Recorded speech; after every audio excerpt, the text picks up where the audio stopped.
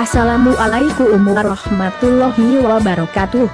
Silsilah atau sejarah Pondok Pesantren Al-Ihsan Jerangoan Omben Sampang dan Desa Jerangoan berawal dari abdi sekaligus santri dari Kerajaan Bangkalan yang bernama Ahmad.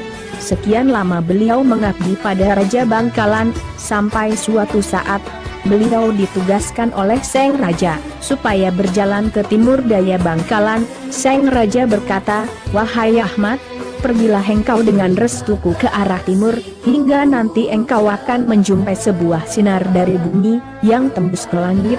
Di situ engkau akan menemukan sebuah kuburan.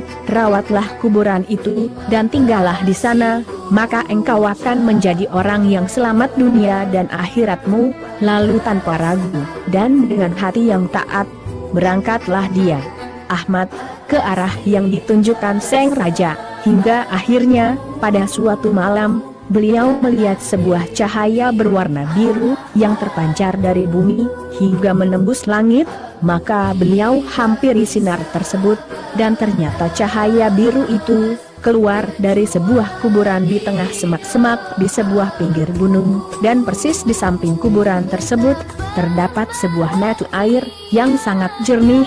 Lalu beliau meraba kuburan itu dan beliau berkata, "Mungkin ini kuburan yang dimaksud oleh Baginda Raja."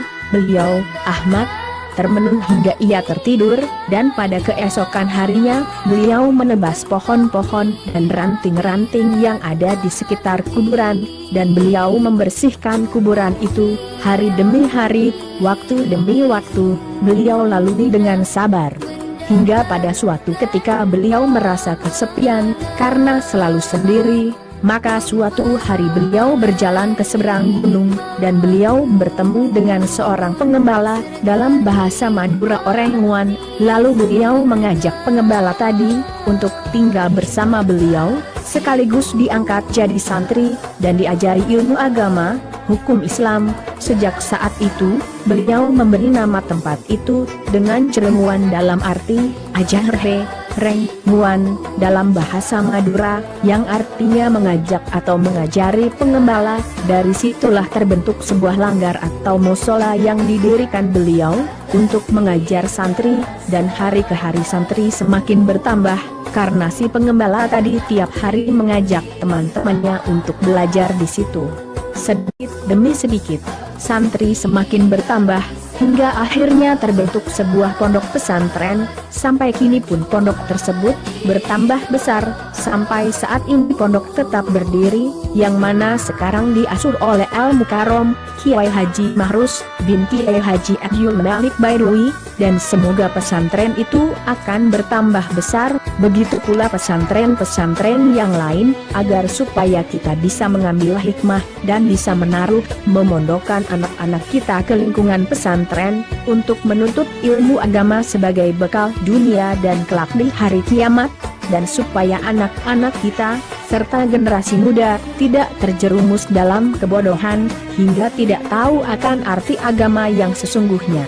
Karena dalam sebuah kitab telah diterangkan sebagaimana berikut, tolabul ilmi faridotun, yang artinya mencari ilmu agama adalah sebuah kewajiban, dan dalam hadits lain, "Man amilah bila ilmin kasajrotin bilat samarin", yang artinya barang siapa berbuat sesuatu tanpa ilmu pengetahuan, laksana pohon tak berbuah, maka setiap amal yang dikerjakan dengan asal-asalan, niscaya amalan itu tidak akan ada hasilnya. Oleh sebab itu marilah kita asuh anak-anak kita menuju kebenaran dengan cara memondokkan mereka ke pesantren, karena kemungkinan kita tidak akan mampu untuk mengasuh mereka sendiri, karena kita sudah terlalu banyak tugas untuk menyambung hidup dan membiayai keluarga kita. Jadi alangkah baiknya kalau kita menaruh anak-anak kita ke pesantren, karena di sana ada guru-guru atau ustadz yang bisa mengajarkan anak-anak kita ilmu agama,